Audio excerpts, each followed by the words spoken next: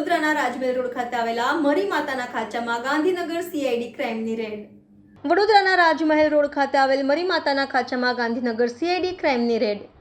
વડોદરાના રાજમહેલ રોડ ખાતે આવેલ મરી માતાના ખાંચામાં અનેકો મોબાઈલની દુકાન આવી છે. મોબાઈલની દુકાનમાં વેચાતા એસેસરીઝને લઈને ગાંધીનગર સીઆઈડીની રેડ પડતાની સાથે જ મોબાઈલ વેપારીઓમાં ફફડાટ ફેલાયો હતો તેમજ અનેકો દુકાનોમાં શટર ટપોટપ નીચે પડી ગયા હતા.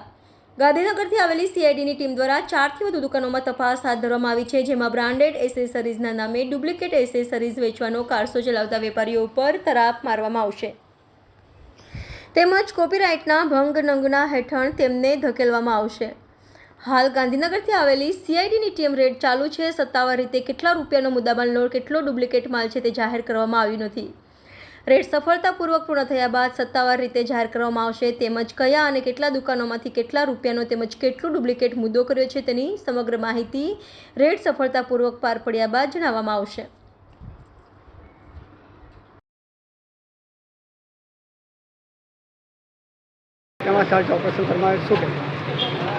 સીઆઈડી ક્રાઇમ ગાંધીનગરની ટીમ કે જે વડોદરાની મણીમાતાના ખાંચાની અંદર આવેલી વિવિધ મોબાઈલની દુકાનોની અંદર કોપીરાઇટનો ભંગ થતો હોય એવી કંપનીઓના જે હિતો જોખમાતા હોય અને ડુપ્લિકેશન કરી અને માલનું વેચાણ થતું હોય એની કંપનીના અધિકારી માણસોની સાથે આજે રેડનું આયોજન કરવામાં આવેલ છે અને તપાસ ચાલુમાં છે અને મુદ્દામાલ તપાસ મતલબ રેડ પૂરી થવાના અંતે આપણે નક્કી કરી શકીએ.